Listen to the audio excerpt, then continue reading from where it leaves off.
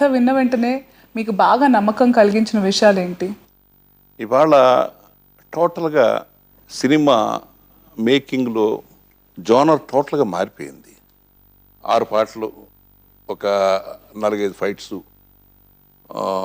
Foreign locations, 4 comedy scenes, ఇలా ఇది ఉంటే సరిపోదు, ఇది ఉంటే ఐటమ్స్గా వెళ్ళడం జరుగుతుంది.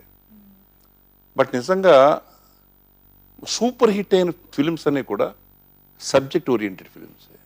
అలాగే ఈ మధ్యకాలంలో వచ్చిన వాటిలో కూడా ఒక బొమ్మరిల్లు చాలా కాలం ఆడింది, ఒక సిరిమల్లి, ఇది సీతమ్మ వాకిట్లో సిరిమల్లి, దానిలో పెద్ద హీరోస్ 2 హీరోస్ ఉన్నారు, వాళ్ళు ఎవరు ఫైట్ చేయరు. ఓకే, అట్లాగే మనం సినిమా వచ్చింది, ఏ గుడ్ ఫిలిం. అట్లాగే వెంకటేష్ యాక్ట్ చేశాడు ఒక సినిమా దృశ్యం. సో ఇవి జనరల్గా లాంగ్ స్టాండింగ్ ఫిలిమ్స్, ఆ జోనర్ పక్కకు వెళ్ళిపోతుంది. అందుకని నాకు ఈ సినిమా చూసిన వెంటనే ఇది రైట్ ఫిలిం, పైగా యూత్ కనెక్ట్ అయ్యే cinema, at the same time full of entertainment ఉంటుంది పిక్చర్లో. ఇవాళ ఇంట్లో కూర్చుని టీవీ సీరియల్స్ చూస్తూ సినిమా థియేటర్కి వచ్చి మేము సినిమాలు చూడాలి అనుకునే ఫ్యామిలీస్కి ఇద్దరికి కనెక్ట్ అయ్యే సబ్జెక్ట్ ఇది. అందుగురించి I have taken this subject. ఒక సెపరేట్ కామెడీ ట్రాక్ కూడా చేశాను, బట్ దానికి చిన్న టెక్నికల్ ప్రాబ్లం వచ్చింది. బ్రహ్మానందం, తర్వాత ఎంఎస్ నారాయణ, హేమా వాళ్ళు చేశారు. టెక్నికల్ ప్రాబ్లం ఏంటంటే కాకుల్ని సీజీ వర్క్ చేయాలి. సో సీజీ వర్క్కి అది పర్మిషన్ కావాల్సి వచ్చింది, దానికి కూడా యానిమల్ దీని నుంచి కావాల్సి వచ్చింది. సో దాంతో నాకు ఒక 3-4 డేస్ డిలే అవుతుంది. అందుకని పిక్చర్ లీజ్ చేసేస్తున్నాను. పిక్చర్ లీజ్ చేసి ఆఫ్టర్ 3 డేస్ సో బ్రహ్మానందం వాళ్ళ ఎపిసోడ్ని నేను జాయిన్ చేస్తున్నాను. సో అది సెపరేట్ ఒక కామెడీ ఫీల్ అనమాట. అండ్ ఇంకా కనెక్టింగ్ విషయం ఏంటంటే ఇది మీ 151st ఫిల్మ్. అవును, దీంట్లో సినిమాల్లో 2 పాటలు బాగున్నాయంటారు, 3 పాటలు బాగున్నాయంటారు జనరల్గా. అది చెప్పడమే చాలా కష్టం. బట్ నాకు ఎప్పుడు 4 సాంగ్స్ నాకు హిట్స్. మీరు ఏ సినిమా తీసుకోండి, ప్రేమాభిషేకం తీసుకోండి, శ్రీవారి ముచ్చటలు తీసుకోండి, శివరంజన్ తీసుకోండి, లేకపోతే మీరు బొబ్బులిపులు తీసుకోండి, పాపారెడ్డి తీసుకోండి, గోరింటాకు తీసుకోండి, పాలు నీళ్ళు తీసుకోండి, యూ టేక్ ఎనీ ఫిలిం, ఇంచుమించు ఆల్ ది సాంగ్స్ హిట్స్ ఉంటాయి. ఆఫ్టర్ లాంగ్ టైం 6 పాటలు హిట్ అనేది నిజంగా చాలా ఇంట్రెస్టింగ్ పార్ట్. చక్రి చాలా బాగా చేశాడు. అండ్ చక్రి గారికి కూడా ఇది 100th ఫిల్మ్ అవ్వడం, and me 151st film. Chakri గారి అదృష్టం ఇది, ఎర్రబస్లో మ్యూజిక్ కంపోజ్ చేయడం కానివ్వండి, all songs are fantastic hit. So మీ ఫేవరెట్ సాంగ్ ఏది? నాకు ఏ సాంగ్ మంచి సాంగ్ అంటే అన్ని సాంగులు నాకు ఇష్టమైన సాంగ్లేనమ్మా. అంటే నవ్వమ్మ నవ్వమ్మ ఒకటి చాలా టచ్ చేసే సాంగు, అలాగే ఆకాశాన చంద్రుడు అది థీమ్ సాంగు. నేను జనరల్గా డ్యూయెట్ల మీద చాలామంది ఏమనుకుంటారంటే నా కాన్సన్ట్రేషన్ మామూలు సాంగుల మీద ఉంటుంది అనుకుంటారు, ఇలాంటి సాంగ్స్ సెంటిమెంటల్ సాంగ్స్ మీద. కానీ నా కాన్సన్ట్రేషన్ ఎక్కువ డ్యూయెట్ల మీద ఉంటుంది. ఇవాళకి ఒక లైలా కోసం సాంగ్ రీమిక్స్ చేసుకుని పెట్టుకున్నారంటే నేను ఎంత స్ట్రాంగ్ డ్యూయెట్లో చెప్పండి. కరెక్ట్గా అన్నారు. దీంట్లో ఓం నమ శివాయ అనే సాంగ్ అసలు ఫ్యాబ్యులస్, అసలు మామూలుగా లేదు. యాక్చువల్గా చెప్పాలంటే ఓం నమ శివాయ సాంగ్ ఆ కంపోజ్ చేసిన తర్వాత చెక్ని ఫైనలైజ్ చేసింది. నాకు వీడు నాకు చెప్పాడు, గురుగారు సార్ అంకుల్ ఆ పాట వినండి అని చెప్పి. Such a great song. And Vishnu, మీరు చక్రి కాంబినేషన్లో కూడా చాలా మంచి పాటలు ఇచ్చారు. మీకు ఫేవరెట్ సాంగ్ ఏంటి ఎర్రబస్లో? దీంట్లో ఓం నమ శివాయ మీకు కూడా that's my favourite song. And దాని తర్వాత ఒక బ్యాక్గ్రౌండ్ స్కోర్ ఉంటుంది చిన్నప్పుడు తాతది నాది, అది మూవీలో అక్కడక్కడ వస్తుంది. Beautiful song. Okay, and what about Catherine?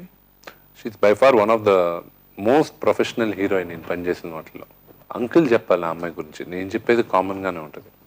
నిజంగానమ్మా, ఆ అమ్మాయి వచ్చిన తర్వాత ది వే షీ బిహేవ్డ్ చూస్తే నాకు బాంబేలో వహీదా రెహమాన్ దగ్గర నుంచి, రేఖా దగ్గర నుంచి, మౌసమి దగ్గర నుంచి మొత్తం ఈ అందరితో ప్రొఫెషనల్ ఆర్టిస్టులతో పనిచేసినాడు.